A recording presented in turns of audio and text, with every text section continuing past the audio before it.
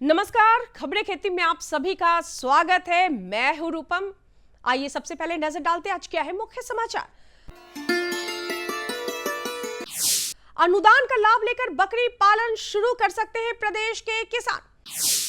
अभी केले के पौधों को जड़ भेदक और तना भेदक कीट से बचाए किसान। और स्वर्ण प्रतिभा स्वर्ण श्यामली स्वर्ण मणि प्रभेद से करें बैगन की खेती। और अब खबर विस्तार से। केंद्र सरकार के द्वारा किसानों की आय में वृद्धि के लिए नई नई योजनाओं का संचालन किया जा रहा है और ऐसे में बिहार सरकार ने भी अपनी राज्य के किसानों के लिए नई योजनाओं की शुरुआत की है। बिहार बकरी पालन योजना के अंतर्गत बिहार सरकार का पशु एवं मत्स्य संसाधन विभाग अपने राज्य के किसानों को बकरी पालन के लिए अनुदान दे रहा है ताकि ज्यादा से ज्यादा किसान खेती के साथ साथ बकरी पालन करते हुए समेकित कृषि प्रणाली को अपना सके। बकरी पालन योजना को बिहार सरकार ने अपने राज्य के किसानों और बेरोजगार युवाओं के लिए शुरू किया है, जिससे किसानों की आय में वृद्धि की जा सकती है और बेरोजगारों को रोजगार भी मिल सके। बकरी पालन के लिए हम लोग बकरी फार्म्स एस्टैब्लिश करने के लिए हम लोग सब्सिडीज दे रहे हैं, जनरल के लिए और SC ST के लिए, महिलाओं के लिए, सभी के लिए। इसमें 100 बकरियों तक भी फार्म्स लगा सकते हैं, 20 बकरियों तक फार्म्स लगा सकते हैं, 50 बकरियों तक फार्म्स। तो फार्म्स लगाने की योजना है। उसके साथ साथ हम बकरियों के लिए वैक्सीनेशन भी उपलब्ध कराते हैं, दवाइयाँ है, ये सब चीज़ है। उसके ऊपर IEC है, सब चीज़ है। किसान भाइयों, वैसे तो अप्रैल की बारिश आम और लीची के लिए वरदान होती है, लेकिन ऐसे मौसम इन फलों में कीट के लिए काफी नुकसानदायक भी माना जाता है। 35 से 36 डिग्री तापमान और कम आर्द्रता वाले मौसम में आम और लीची दोनों में कीट के प्रकोप बढ़ने की आशंका रहती है। लीची के फल धूप से फटने लगते हैं और ऐसे में लीची में फल छेदक नियंत्रण के लिए थायाक्लोरोपिड या इमिडाक्लोरोपिड का 2 बार छिड़काव अवश्य करना चाहिए। अंतिम छिड़काव तुराई से 12 से 15 दिन पहले कर दे। वर्षा की स्थिति में छिड़काव को दोहरा जरूर दे।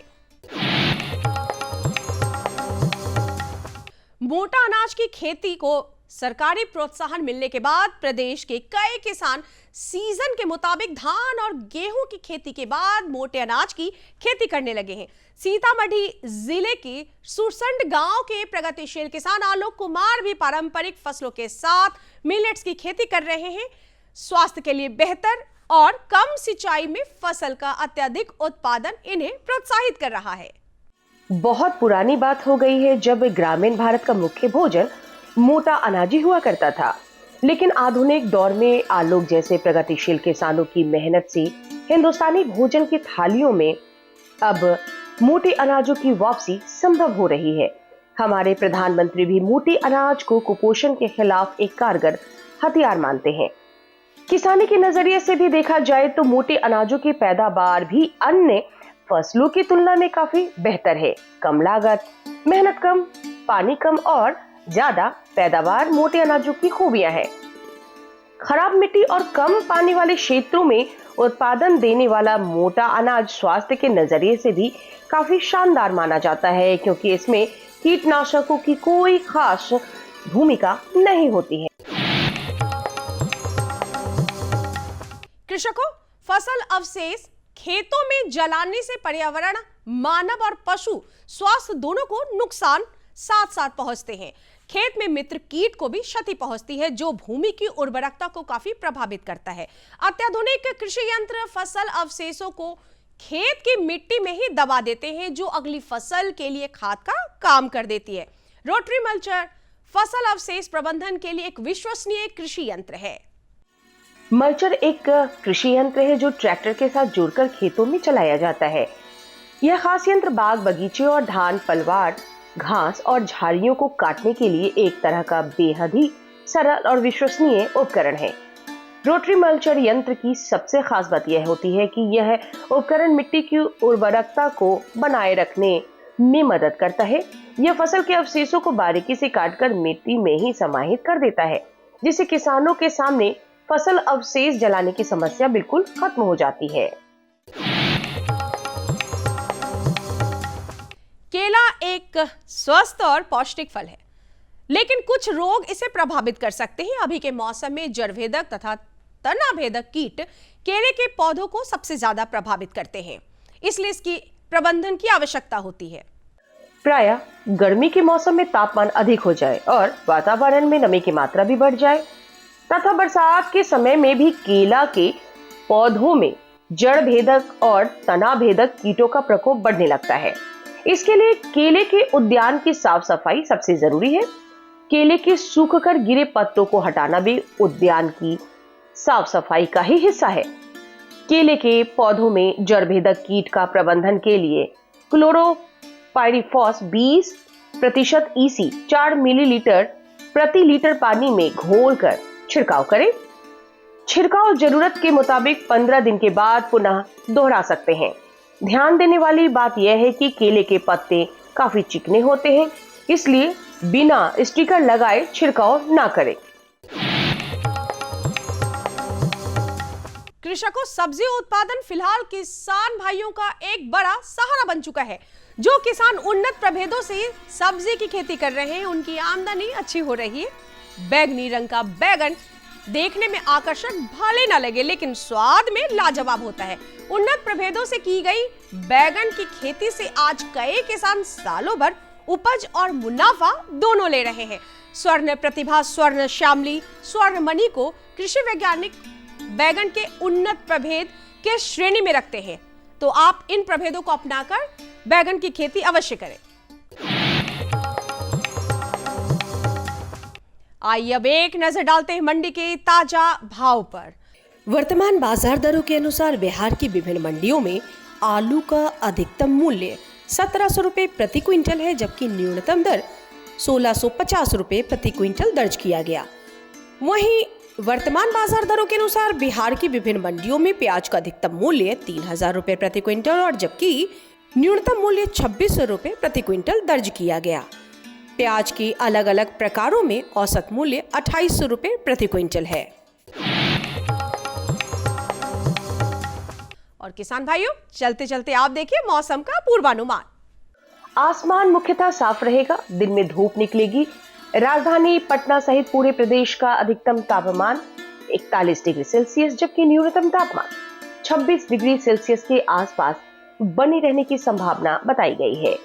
मौसम विभाग के मुताबिक बारिश की संभावना नहीं के बराबर है, लेकिन 10 से 15 किलोमीटर प्रति घंटे की रफ्तार से हवाएं भी चल सकती है। इस मौसम में किसान भाइयों को सलाह दी जाती है कि वे खरीफ फसलों में हल्की सिंचाई करें, लेकिन बार बार सिंचाई करें। फसलों की बढ़वार के साथ साथ सिंचाई की बारंबारता भी बढ़ा दें। सिंचाई का कार्य केवल सुबह और शाम नहीं करें। मिट्टी की नमी को संरक्षित रखने के लिए फसल अवशेषों या पुआल से मल्चिंग भी करे किसान। नमस्कार किसान भाई बहनों, कृषि दर्शन कार्यक्रम में मैं पूनम आप सभी दर्शकों का स्वागत करती हूं।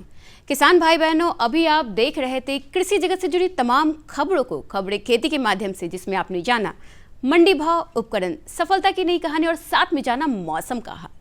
तो दर्शकों, मैं बात कर रही हूं अभी चूँकि गर्मियाँ बढ़ रही हैं, ऐसे में हम अपना तो ख्याल रखते ही हैं, साथ में ज़रूरी हो जाता है पशुओं का ख्याल रखना, क्योंकि उसकी उत्पादकता, गुणवत्ता प्रभावित करती है। और साथ में हम जानेंगे सरकार की योजनाएं, इसलिए मैं बता रही हूँ क्योंकि अभी वक्त है एक छोटे से विराम का। तो मिलते हैं ब्रेक के बाद।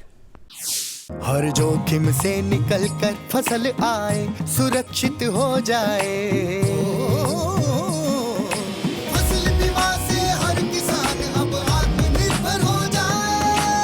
सूखा पड़े या बाढ़ आ जाए, कोई डर नहीं।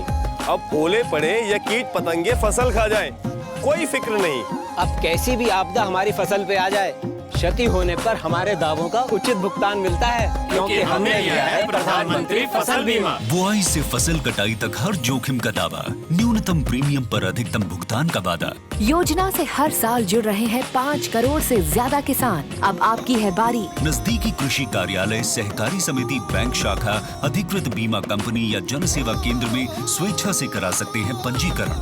फसल बीमा पोर्टल या फसल बीमा ऐप द्वारा भी किया जा सकता है पंजीकरण। प्रधानमंत्री फसल बीमा योजना, आपकी फसलों का संपूर्ण सुरक्षा कवच। कृषि एवं किसान कल्याण मंत्रालय, भारत सरकार। अरे भाई, सुना नहीं क्या? केसीसी ने किसानों का जिंदगी बदल दिया है। देश के छोटे किसान 1,60,000 रुपये तक का कर्ज बिना किसी गारंटी को ले पाएंगे। ब्याज खोरों से भी पीछा छूटा। मैं तो जैविक खेती का पूरा सामान मंगा लिया। केसीसी का भी कोई दबाव नहीं है। ब्याज चुकाने के लिए पूरा 1 साल मिलता है। समय पर भुगतान करने पर केवल 4% के सालाना ब्याज पे लोन मिल गया मुझे। अपना आधार कार्ड, लेटेस्ट फोटो और जमीन के कागजात लेके अप्लाई करो बस। और नामांकन भरने के लिए जेब भी ढीली नहीं करनी पड़ी।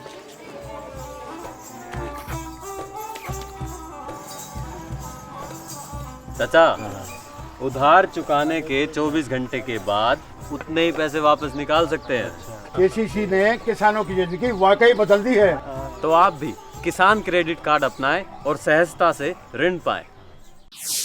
ब्रेक के बाद आप सभी दर्शकों का पुनः स्वागत है कार्यक्रम कृषि दर्शन में। दर्शकों, जैसा कि मैं बात कर रही थी कि मनुष्यों के साथ साथ गर्मी पशुओं को भी प्रभावित करती है। उसकी उत्पादकता, गुणवत्ता दोनों ही प्रभावित होती है, जिससे पशुपालक किसान भाई के आय को काफ़ी नुकसान पहुंचता है। तो कैसे करें देखभाल ग्रीष्म ऋतुओं में पशु की?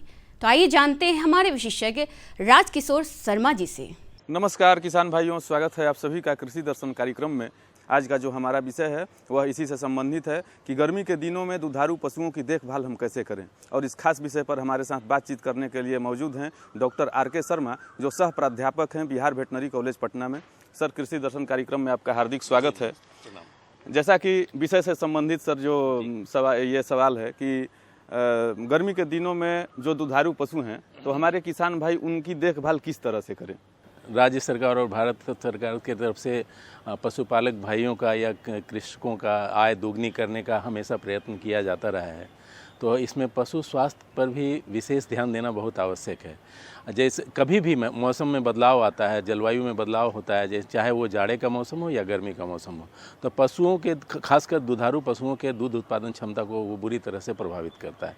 इसी तरह भी हम लोग गर्मी के मौसम से जूझ रहे हैं, ग्रीष्म ऋतु चल रहा है, तो इस समय पशुपालक भाई विशेष ध्यान देंगे कि ग्रीष्म ऋतु में दुधारू पशुओं को किस तरह से देखभाल करें ताकि उसकी उत्पादन क्षमता पर प्रतिकूल प्रभाव नहीं पड़े और उनके आर्थिक लाभ में भी कोई हानि नहीं हो, आर्थिक तरह से भी वो प्रभावित नहीं हो।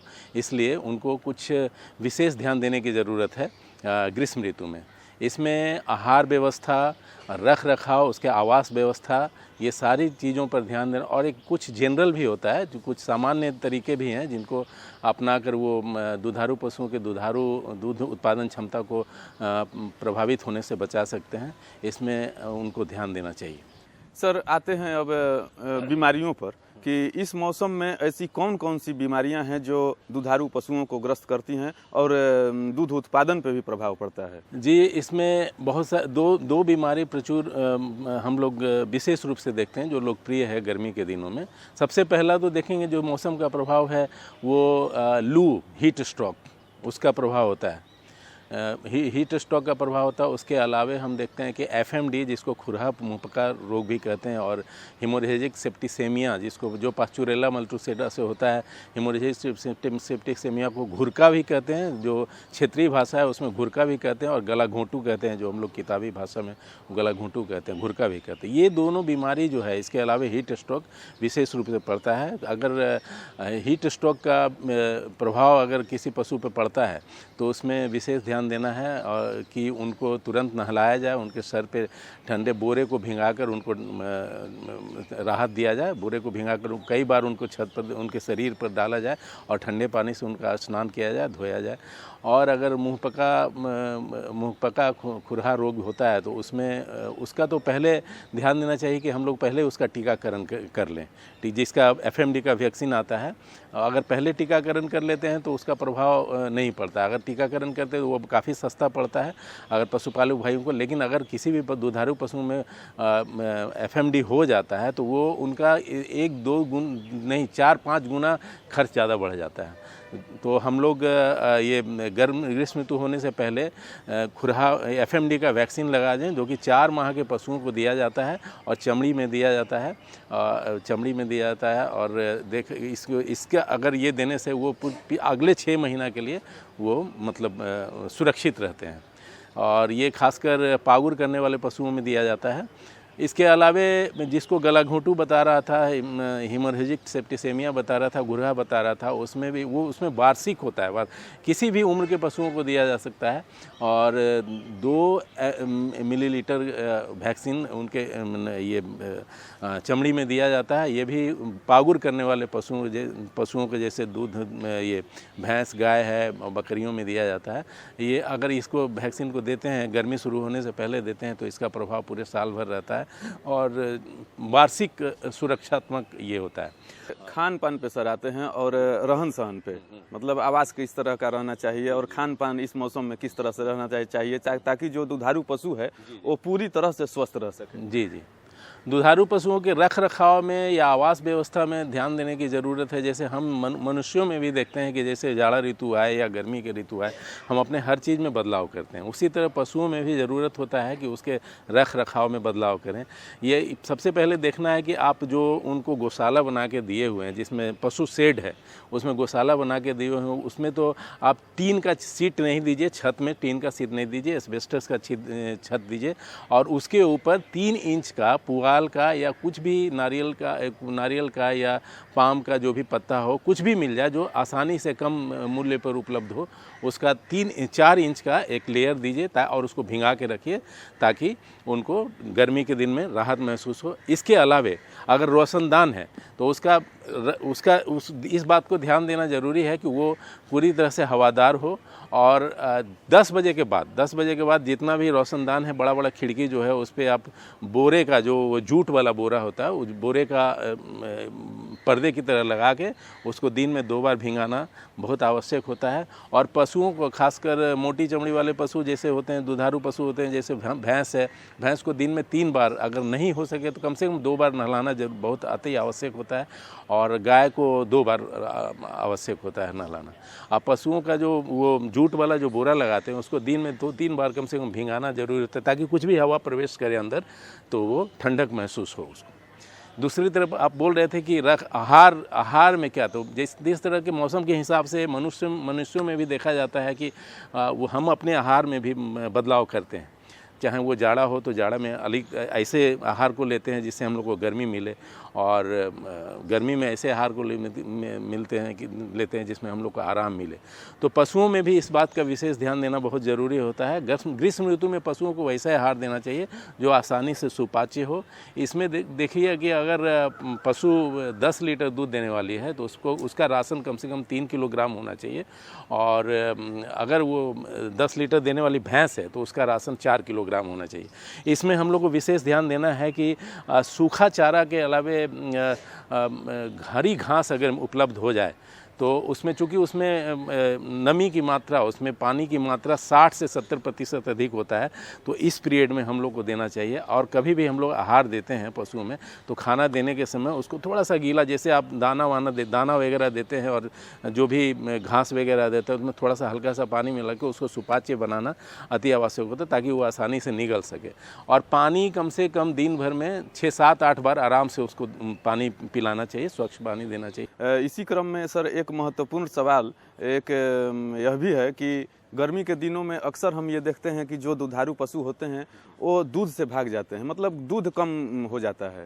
तो सर इसके लिए हमारे किसान भाई, पशुपालक भाई क्या करें? वही बता रहे थे, आवास व्यवस्था पर विश्व जहाँ भी आप रखते हैं उसमें कुछ बदलाव लाइए। जैसे जाड़ा में जैसे रखते हैं उसमें गर्मी आने के पहले उसमें कुछ बदलाव लाइए। उसके शेड के ऊपर एक मोटा पुआल का लेयर होना चाहिए जो 4 इंच के वाला, जो भींगा रहना चाहिए। सुबह एक बार भींगा देंगे तो काफ़ी देर तक टिकेगा। उसके बाद हवादार बहुत ज़रूरी है, हवादार बहुत ज़रूरी है। जूट का पर्दा लगा के, जूट का जो बोरा होता है उसका पर्दा लगा के, या सबै घास का भी बहुत पर्दा उसका लगा सकते हैं। उसको 3-4 बार उसको भिंगाना बहुत ज़रूरी है, ताकि जो भी हवा अंदर जाए, उसको राहत दे, भिंगा के रहे। और खान पान में भी बदलाव उसके हिसाब से सुपाच्य होना बहुत अति आवश्यक है। इतनी अच्छी जानकारी देने के लिए डॉक्टर साहब आपका बहुत बहुत धन्यवाद। तो दर्शकों, अभी आपने जाना ग्रीष्म ऋतु में पशुओं यानी दुधारू पशुओं की देखभाल कैसे करें। अब वक्त है कार्यक्रम को आगे बढ़ाने का, यानी अगले सेगमेंट की ओर बढ़ते हैं, जो कि है सरकार की योजनाओं से जुड़ी। जी हाँ, हम बात कर रहे हैं सरकार की योजनाएं जो कि किसानों के लिए कितनी लाभकारी है, हितकारी है। आइए जानते हैं इस फिल्म के माध्यम से। ये है नया बदलता भारत, जहां कृषि को मिल रही है तकनीक की ताकत। आज युवा किसानों की आधुनिक दृष्टिकोण और नवाचार कृषि में नई उम्मीदें जगा रहे हैं। आधुनिक कृषि की ये नई तस्वीर खेती को प्रभावशाली और सुसंगत व्यवसाय बना रही है। कृषि के पुराने तरीकों से कीट, रोग और मौसम में उतार चढ़ाव जैसी समस्याओं का समाधान संभव नहीं है। इस बात को समझते हुए माननीय प्रधानमंत्री श्री नरेंद्र मोदी जी ने कृषि को भी धीरे धीरे हाईटेक बनाने की पहल की है। ड्रोन टेक्नोलॉजी हमारे कृषि सेक्टर को दूसरे लेवल पर ले जाने वाली है।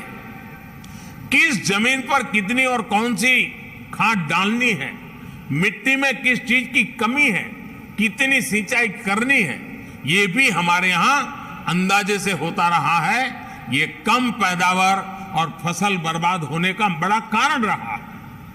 लेकिन स्मार्ट टेक्नोलॉजी आधारित ड्रोन यहां भी बहुत काम आ सकते हैं। प्रधानमंत्री जी के दूरदर्शी नेतृत्व में केंद्रीय कृषि एवं किसान कल्याण मंत्रालय बड़ी तेजी से किसानों को टेक्नोलॉजी से जोड़ रही है। सरकार कृषि कार्यों के लिए ड्रोन के उपयोग को प्रोत्साहित कर रही है। किसान ड्रोन कृषि उद्योग में क्रांति ला रहा है। यह तकनीक भारतीय कृषि समुदाय का भविष्य है। ड्रोन का प्रयोग पारंपरिक खेती के तरीकों को बदल रहा है। ड्रोन एक आधुनिक तकनीक एक नई आई है, जिससे हमें उससे बहुत फ़ायदा हो रहा है। जो दवाई डाल देते हैं ड्रोन में उड़ के स्प्रे करती है जैसे, और दवाई भी छिड़कती है, हमें बचाव होता है, शरीर का बचाव होता है, उससे बहुत सारे फायदे हैं। पहले हम स्प्रे करते थे मशीन में 100 लीटर पानी 200 लीटर पानी में 1 किलो स्प्रे होती थी, अब उसमें 10 लीटर पानी में 1 किलो स्प्रे होती है। अत्याधुनिक तकनीक, हाई रेजोल्यूशन कैमरों और उन्नत सेंसर से लैस किसान ड्रोन भारतीय कृषि क्षेत्र की काया पलट करने की क्षमता रखता है। कीटनाशकों और उर्वरकों का छिड़काव, हवाई निगरानी, फसल और मृदा स्वास्थ्य की निगरानी, बीजारोपण, क्षतिग्रस्त फसलों का आकलन और फसल बीमा के दावों का तेजी से निपटान के अलावा फसलों के स्वास्थ्य संबंधी रियल टाइम जानकारी दे सकता है। यह कीटों, बीमारियों और पोषक तत्वों की कमी की पहचान कर सकता है। इसकी मदद से समय रहते किसान अपनी फसलों की सुरक्षा के उपाय कर सकते हैं। इससे सबसे बड़ा फायदा है कि आप इसमें दवाई डाल के और इसको भर के छोड़ देंगे, पूरे खेत में करके वापस वहीं आ जाएगा। आप जैसे खेत में नहा धोकर गए थे वैसे के वैसे वापस आओगे। साथ ही किसान ड्रोन का प्रयोग स्वामित्व योजना के अंतर्गत भूमि अभिलेखों के डिजिटलाइजेशन और पशुधन ट्रैकिंग के लिए भी किया जा सकेगा।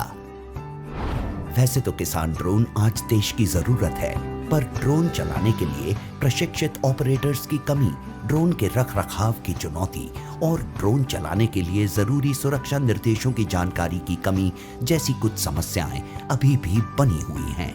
इन समस्याओं के निदान के लिए केंद्रीय कृषि और किसान कल्याण मंत्रालय ने कई पहल किए हैं, जिनमें नीतिगत परिवर्तन भी शामिल हैं।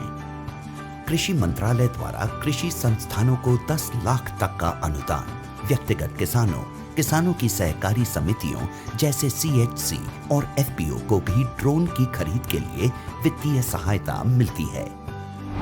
किसानों के खेतों में ड्रोन के लिए फार्म मशीनरी प्रशिक्षण और परीक्षण संस्थानों FMTTI, भारतीय कृषि अनुसंधान परिषद ICAR संस्थानों, कृषि विज्ञान केंद्रों तथा राज्य कृषि विश्वविद्यालयों को कृषि यंत्रीकरण उप मिशन के तहत आकस्मिक व्यय के साथ ड्रोन लागत की 100% दर पर वित्तीय सहायता प्रदान की जाती है। वित्तीय सहायता और अनुदान प्रदान करने के अलावा ड्रोन फैसिलिटेशन सेंटर का विकास भी किया जा रहा है। कुशल ड्रोन ऑपरेटर्स की कमी को पूरा करने के लिए प्रशिक्षण कार्यक्रम चलाए जा रहे हैं। प्रशिक्षित किसानों की DGCA द्वारा सभी जरूरी औपचारिकताएं प्रशिक्षण केंद्रों में ही पूरी कर ली जाएं, यह भी सुनिश्चित किया जा रहा है। ड्रोन प्रौद्योगिकियों के अनूठे लाभों को ध्यान में रखते हुए मंत्रालय ने ड्रोन के जरिए 10 तरह के फसलों पर कीटनाशक के छिड़काव हेतु मानव संचालन प्रक्रिया SOP जारी किए हैं। आधुनिक कृषि उद्योग एक महत्वपूर्ण मोड़ पर है। कल तक जो किसान संसाधन के अभाव में मजबूर था, वो अब तकनीक की ताकत से मजबूत हो रहा है। नए भारत की नई तस्वीर गढ़ रहा है। तो किसान भाई बहनों, अभी आपने जाना कि ग्रीष्म काल में दुधारू पशुओं की देखभाल कैसे करें और साथ में जाना सरकार की योजनाओं से जुड़ी एक योजना पर हमारी एक खास फिल्म को। जी हाँ, अब वक्त है आपसे विदा लेने का। अगले अंक में हम फिर हाजिर होंगे ऐसी कुछ नई और खास जानकारियों के साथ। तब तक के लिए मुझे और पूरी कृषि दर्शन टीम को दे इजाजत। नमस्कार। हमारा पता है कृषि दर्शन, कमरा नंबर 203, द्वारा केंद्र निदेशक, दूरदर्शन केंद्र पटना, फ्रेजर रोड, पटना।